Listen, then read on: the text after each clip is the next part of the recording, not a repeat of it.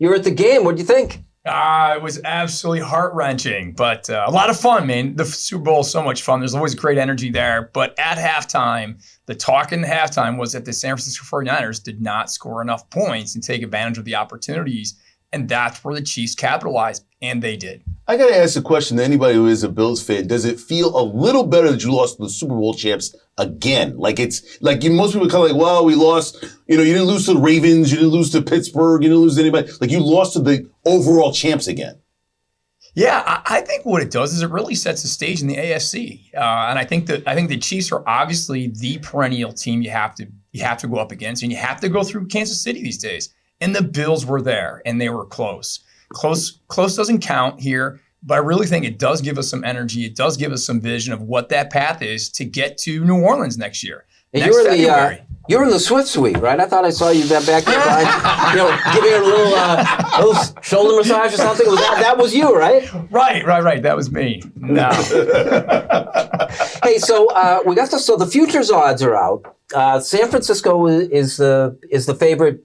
Largely, I think, because they're in the NFC. So it goes San Francisco, Kansas City, Baltimore, and then Buffalo's locked in a fourth-place tie with Detroit. How's that look to you? Makes sense. I mean, look, I think Buffalo's better than Baltimore, but Baltimore had the seed over them. They had a better season than Buffalo. I can accept that. I think you're right about the NFC teams. Kansas City beat Buffalo heads up. I mean, can you name an AFC team that's behind Buffalo that you think is light years ahead of Buffalo right now? It's not Miami. It's not the Jets, right? I mean, the Chargers are a team got to look at. They're not there yet. Okay. And they've got cap issues too. Yeah. But 2-3 years down the road, that's going to be a handful. Possibly, but we've been saying that for 5 years about Los Angeles, right? Like, I mean, look, show it to me. And I think Harbaugh is a good coach, but you got a lot of things you have to remedy there. And the Bengals, the injury concerns now with Joe Burrow are legitimate because he's had serious injuries each of the last 3 years. Yeah. Is his body going to be able to rebound and play the way he has? Plus, you got free agency issues there with the wide receivers. How do you see him stay? You got to look at Burrow. Burrow's the only one that really beat Mahomes to get to that Super Bowl he eventually lost. But you look back at Baltimore again. Can they run it back? I mean, you got a two-time MVP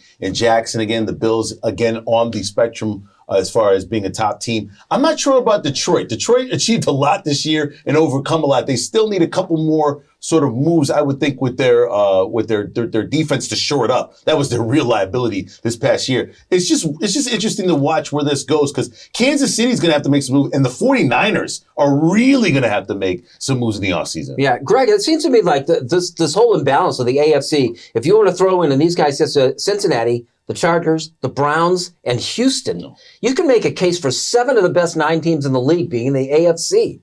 Yeah, and that's the challenge that Brandon Beane and Coach McDermott have this offseason.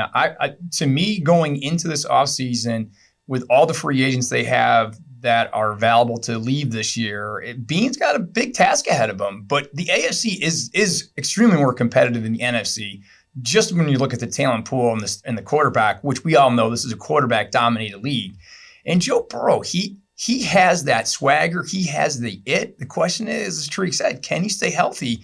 He hasn't proven it yet. Josh Allen has, which is why I think the Bills remain as that top contender against the Kansas City Chiefs. You're going to need a quick fix on the salary cap. I just want to run that quickly around. What do you see them doing to remedy that? Yeah, Brandon has a lot of different strategies that he could use right now, and it's really a matter of player cooperation and working with the players to get to where they need to do. The Pagulas have been very flexible with Brandon, paying certain salaries up front, which gave them some better relief. I see that's where they're going to try to navigate that. They're also going to try to bring in some people that can make a difference, that can actually make the play when they need to, but try to get some discounts. The good news about the salary cap is it doesn't actually exist, right? It is amazing. Well, these teams, $40 million over the cap. Oh my God, look, now they're under and they signed this player. It doesn't exist. It's not real. I think you're going to need a top-notch quarterback that can deliver in pressure moments. Burrow might be that guy against Kansas City. Again, if he stays healthy. Also, Rodgers, don't get him done yet. He has a lot to prove to come back for the Jets. I'm not saying he'll beat Kansas City, but I'd like to see a 3-time MVP go up against Mahomes and company. When it comes to relevant quarterbacks in the AFC, Aaron Rodgers may not be top 10. Wrap it up, Greg. What do you see? What's the crystal ball look like 1 week after the Super Bowl? I'm excited for the Buffalo Bills and the Bills Mafia. The big key for the Buffalo Bills going for next year is staying healthy. And we saw how the defense looked good. The defense was strong. We were decimated with injuries. So as long as we can stay healthy, I think we'll be down in New Orleans dancing. Because if they don't make it to Super Bowl, it's time to blow it all up.